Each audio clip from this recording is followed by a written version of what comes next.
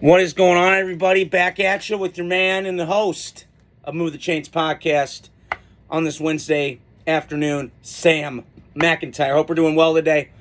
I wanted to hop on here today. I figured I'd give you guys my opinions on my picks this past week. The Raiders, just what the hell is going on? Excuse me. And then I wanted to give my little 2 cents on what was going on with the Niners Jets and that absolute ass beating that I saw Monday night. So I wanted to start with that. Start off the show with that. Jets and Niners. Good Lord, that was an ass beating. God, Aaron, I love you. Glad you're back, brother. Glad you're healthy. You threw it. You still can sling it, but your mobility's gone. This Jets team, man, it's like a BB gun. It's not even a pistol. It's not even an AK-47 machine gun shit. It is boring. They're better than New England. I will say that on offense, but it's still their best offense in that division. But I got to tell you, the Niners are real. I don't know. They're just physical everywhere. And you think they got Arsenal now with all those guys, with Ayuk and McCaffrey when he comes back, and Kittle and Ayuk and Jennings. Ricky Pearsall, Slick Rick, you put him in this Arsenal, watch out. And thank heavens for him. I mean, that whole situation was crazy. The Niners, it felt like a Raider offseason. Good hell. Too much crap going on. Coaches throwing hands at each other. But this was more about the Jets to me than it was about the Niners.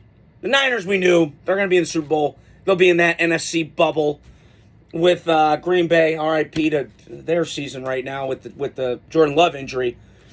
But this was more about the Jets to me. I'm kind of red flagging them right now. Listen, I've been an Aaron Rodgers fan for a long time. I can't unsee what I saw Monday night. You know, he still throws one of the best balls I've ever seen, a quarterback. When that ball comes off the hand, it is so smooth. It's insane. But I go back to with this Jets team, the whole Hassan Reddick thing, and you know, Nathaniel Hackett. It's just a mess. But this is what I expect from the Jets. They've been dysfunctional for a long time. And I've always had this belief. You are what your organization is from the top down. It's not bottom up. It's top down. Why are the Ravens, the Steelers, the Packers, you know, I hate the Cowboys, but they win consistently, you know, in the regular season. Why are they always well run? Because they don't, you know, there's craziness with the Cowboys, but I always know they're going to win 12 games a year. But they've always underachieved. But the Jets, to me right now, listen, the next couple games are going to be fine. They're playing Will Levis. I love you, Will, but got to do better, buddy. And then you got a bunch of rookie quarterbacks. So their schedule gets lighter. I think it's hard to play Kyle Shanahan in an opener. He's had 5 months to prepare. He's one of the smartest offensive guys in football. His scheme is getting ripped off by everybody. Mike McDaniel, Kevin O'Connell, all these guys, and it's very successful. So I wouldn't freak out if I'm a Jet fan too much of week one. But it was alarming. That defensive line a couple years ago, I listen, when Quinn Williams came out, I knew he was a stud. But I didn't know. I mean, 2 years ago, he had that great year. I remember that the Jets upset the Packers in Green Bay when Aaron was with the Packers in Green Bay. I was like, who's 95?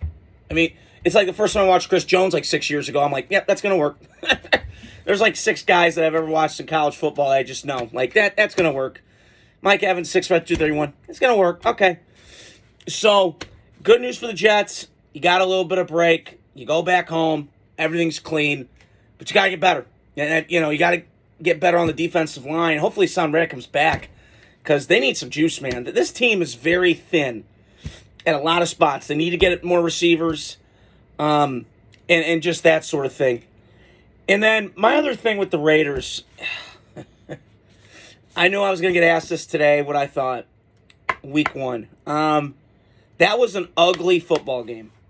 And I figured it would be. The Chargers, I made my picks before.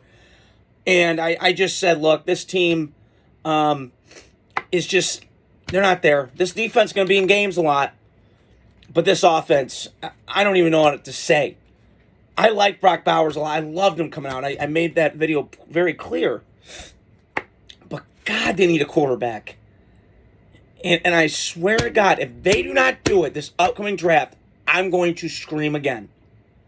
Because you cannot in this league, with Gardner Minshew, win games. You can win a few. But this is not what this team needs. This team needs a guy. They need a Carson Beck. They need a Quinn Ewers, who I read somewhere today that he's kind of like a Derek Carr, but with elite arm. And I can see that a little bit. Mechanically, sometimes his feet get a little weird, and I get it. As great as he was against Michigan, he airmailed some balls. I'm like, what the hell was that? So that's my takeaway. But the Raiders, back to them. This is just, come on, man. And they're giving up holes. I can't feel for the offense. You got to put motion. You got to do something creative. And, it's funny. I'm watching. It's like last year. So we played the Chargers on Thursday Night Football, and we kicked their ass. It was 63-21. It was awesome. Brandon Staley was the most overrated, overhyped coach I've ever seen. In over his head. He was an idiot. I mean, I kept hearing about how great this Charger defense was. It was trash. With all this talent, you sucked. Just admit it, Charger fans. Don't be pom-pom wavers. Just admit it. Don't be delusional here. And I watched that game, and I'm like, okay, well, O'Connell threw for 270. How was that? Because 2 threw 417 in the opener last year.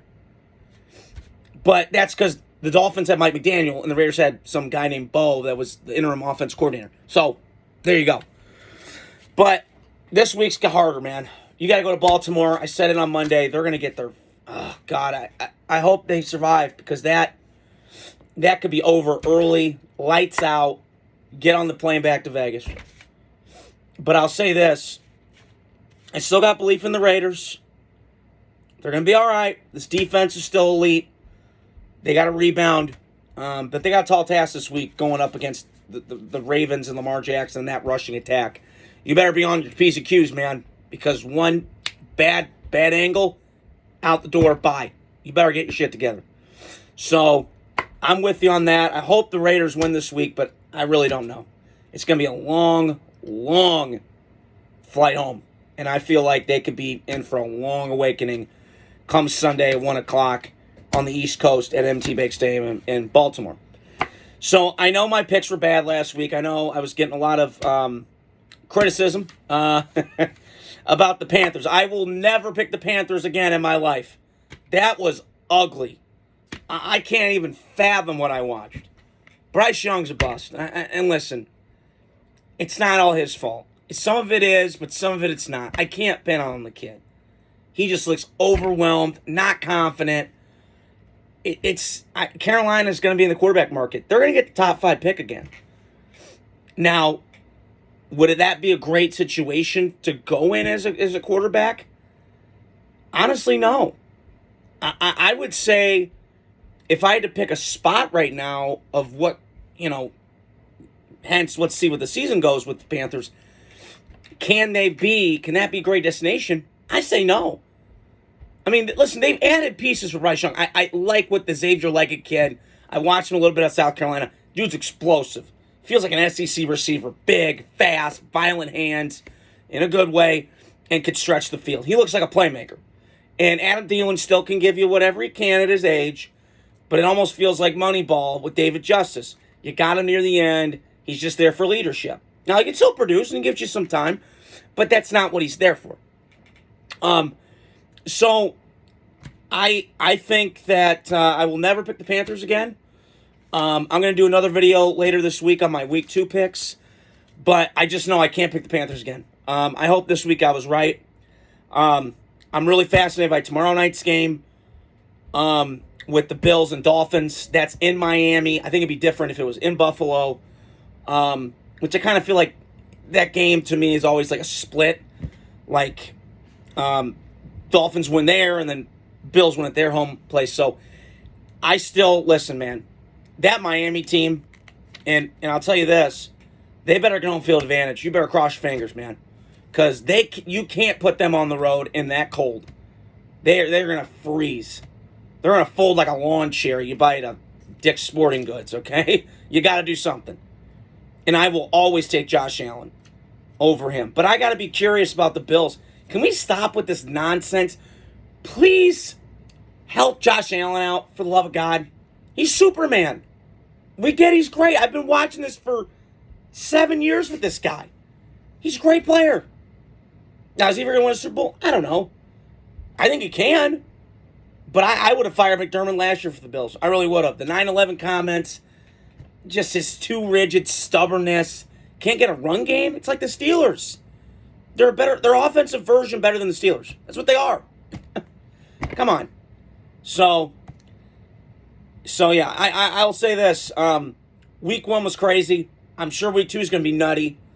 But I think I'll be better on my picks this week. Hope you guys are having a great Wednesday. And just leave a comment, subscribe, share to your friends. And I'll have a couple more episodes coming for you this week. Have a great day.